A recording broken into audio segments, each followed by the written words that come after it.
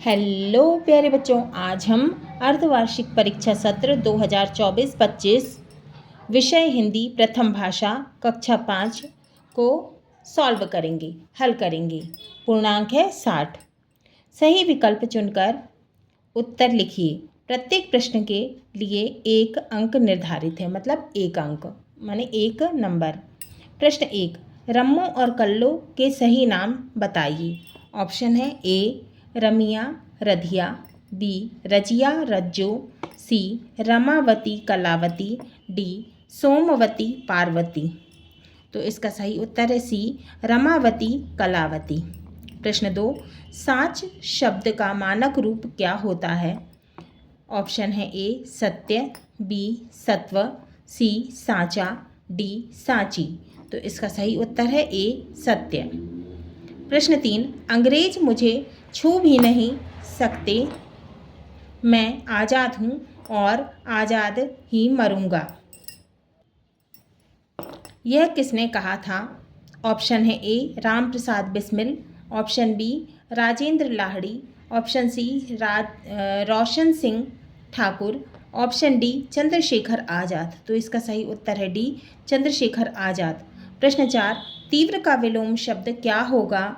Option A है तीखा, option B है तीर, ऑप्शन सी है मंद, ऑप्शन डी है तेज।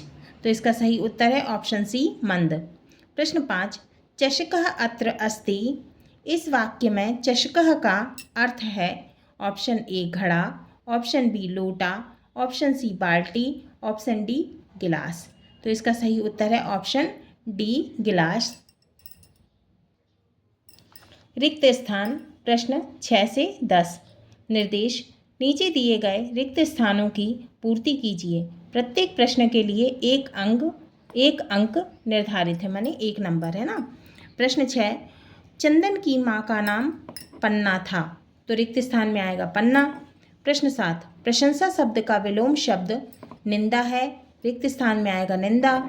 प्रश्न 8, रम्मो और कल्लो परीक्षा में उत्तीर्ण हो गई, रिक्त स्थान में आएगा उत्तीर्ण। प्रश्न 9, चंद्रशेखर आज़ाद चने वाले को 1 इकन्नी लौटा आए। तो रिक्त स्थान में आएगा 1 इकन्नी। प्रश्न 10, नृप का समानार्थी शब्द, मैंने 2 समानार्थी शब्द लिख दिए हैं, आपको जो अच्छा लगे वो आप लिखना। राजा नरेश है, रिक्त स्थान में आएगा नरेश। अति लघु उत्तरीय प्रश्न 11 से 16। निर्देश, नीचे दिए गए प्रश्नों के उत्तर एक शब्द या एक वाक्य में लिखिए। प्रत्येक प्रश्न के लिए 2 अंक निर्धारित है, माने 2 नंबर। प्रश्न 11, लक्ष्मण ने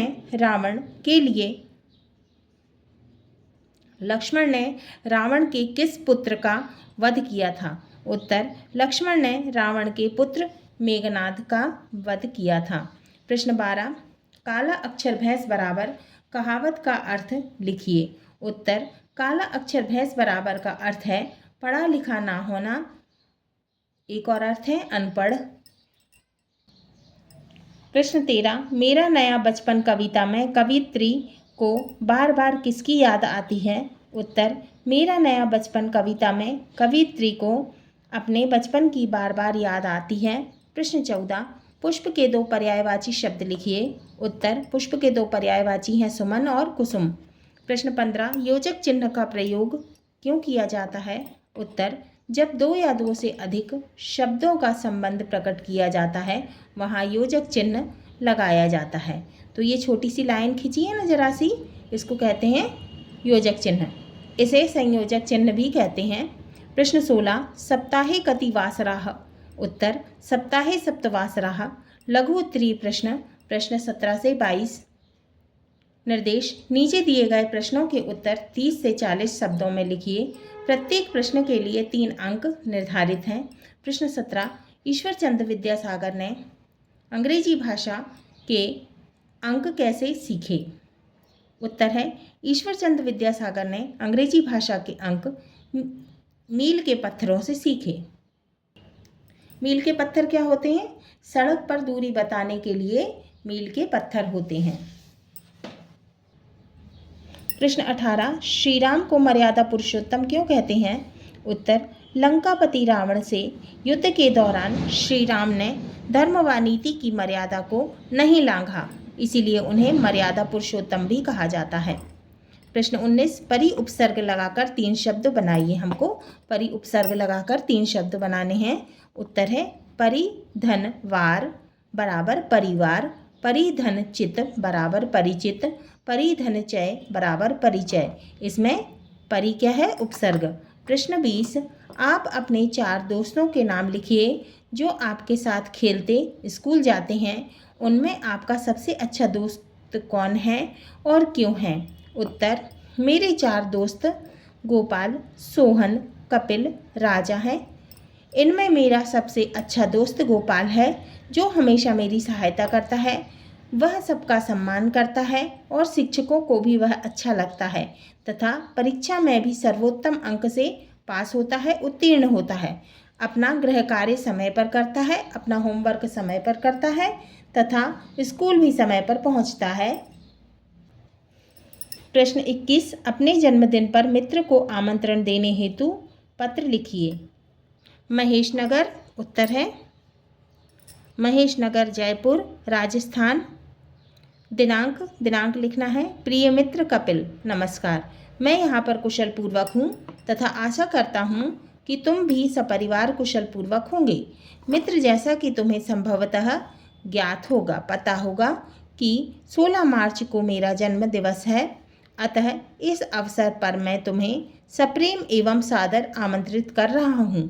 मुझे पूरा विश्वास है कि तुम इस अवसर पर अवश्य आओगे।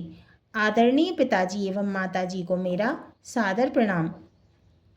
छोटे भाई बहनों को स्नेह। तुम्हारा मित्र, अपना नाम लिखना है। प्रश्न 22, शब्दों के भिन्न भिन्न अर्थ दिए गए हैं, इनका वाक्य में प्रयोग कीजिए। 2 शब्दों के अलग अलग अर्थ दिए हुए हैं, इनका वाक्य में प्रयोग करना है। पहला है तात। तात के 2 अर्थ दिए हैं, पिता और पुत्र।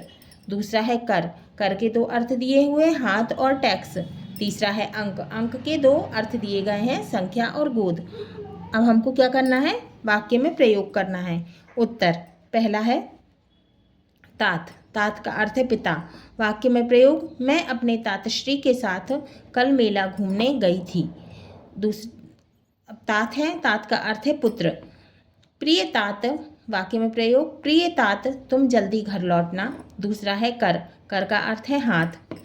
वाक्य में प्रयोग, मदन को प्राचार्य जी ने कर कमलों से प्राइज दिया। अब है कर का अर्थ है टैक्स। वाक्य में प्रयोग, मेरे पिताजी समय पर टैक्स भरते हैं। तीसरा है अंक। अंक का अर्थ है संख्या। हमारी कक्षा में कुल 40 विद्यार्थियों की संख्या है। अंक का अर्थ है गोद। वाक्य में प्रयोग, माँ ने बच्चे को गोद लिया।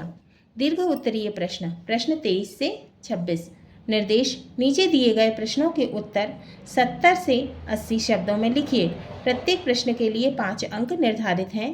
प्रश्न 23, क्रांतिकारी राम प्रसाद बिस्मिल ने दशहरे के महत्व के बारे में क्या कहा? उत्तर, क्रांतिकारी वीर राम प्रसाद बिस्मिल ने कहा था कि विजयादशमी साहस और संकल्प का महापर्व है, परंतु इस ऊर्जा का प्रयोग जातिवाद और देशद्रोहियों को नष्ट करने में होना चाहिए, ना कि अपनों के प्रति। प्रश्न 24, निम्नलिखित पंक्तियों का कवि परिचय देते हुए भावार्थ लिखिए। कोयल काको देत है, काग का सो लेत, तुलसी मीठे वचन ते, जग अपनों कर लेत। उत्तर है, उक्त पंक्तियों के रचयिता व भक्त तुलसीदास जी हैं। आपने अनेक ग्रंथों की रचना की। रामचरितमानस आपका सुप्रसिद्ध महाकाव्य है।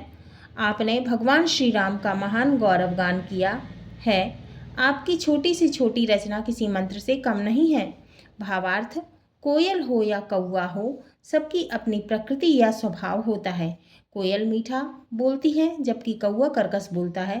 कोयल बोलती है, कोयल अपनी मीठी बोली से सबको प्रिय लगती है, माने अच्छी लगती है। कौवे की आवाज़ को कोई पसंद नहीं करता। हमें हमेशा मीठी वाणी या मधुर वचन ही बोलना चाहिए। प्रश्न 25, निम्नलिखित गद्यांश को पढ़कर उसके नीचे लिखे प्रश्नों के उत्तर लिखिए। अब यह गद्यांश, हाथी सबसे भारी भरकम पशु है। हाथी कैसा पशु है? सबसे भारी भरकम। जंगली हाथी जहाँ भी जाते हैं सारा परिवार झुंड के साथ जाता है। तो हाथी कहाँ रहते हैं? जंगल में, है ना। फिर असम के हाथियों का एक झुंड नए जंगल की ओर चला। तो हाथियों का झुंड कहाँ चला? नए जंगल की ओर चला। उन्हें एक बड़ा सा तालाब दिखाई दिया। अब प्रश्न है, प्रश्न दिए हुए हैं, हमें इसके उत्तर गद्यांश से देखकर लिखना है। पहला है हाथी कैसा पशु है? उत्तर हाथी सबसे भारी भरकम पशु है। दूसरा, हाथियों का झुंड कहाँ चला?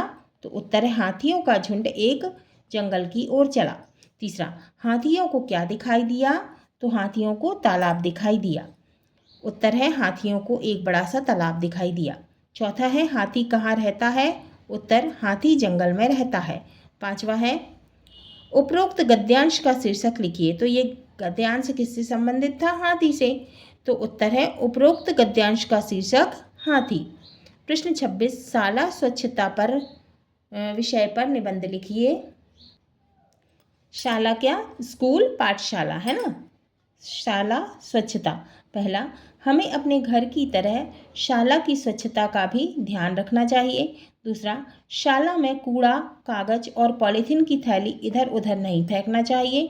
तीसरा, कूड़े को नियत स्थान पर एकत्रित करना चाहिए। चौथा, गीला कचरा हरे डस्टबिन में तथा सूखा कचरा नीले डस्टबिन में ही फेंकना चाहिए। पांचवा, गीला कचरा एक गड्ढे में डालकर उसका प्रयोग खाद बनाने में करना चाहिए तथा इस प्राकृतिक खाद का प्रयोग विद्यालय की क्यारियों में करना चाहिए। छठवां, शौचालय का प्रयोग करने के बाद उसमें पानी अवश्य डालना चाहिए। सातवां, अपनी कक्षाओं की सफाई छात्र छात्राओं को स्वयं करनी चाहिए। इसके लिए विद्यालय में एक इको क्लब का गठन करना चाहिए। आठवां, प्रत्येक बच्चे को स्वच्छता की शपथ दिलानी चाहिए कि वह अपनी शाला को सदैव स्वच्छ रखेगा और पॉलीथीन का प्रयोग नहीं करेगा। नौवां, सप्ताह में एक बार विद्यालय की संपूर्ण सफाई होना चाहिए। 10वां, शाला में बच्चों को अपनी व्यक्तिगत स्वच्छता का भी ध्यान रखना चाहिए। हाँ तो बच्चों, ये हमारा प्रश्न पत्र पूर्ण हुआ।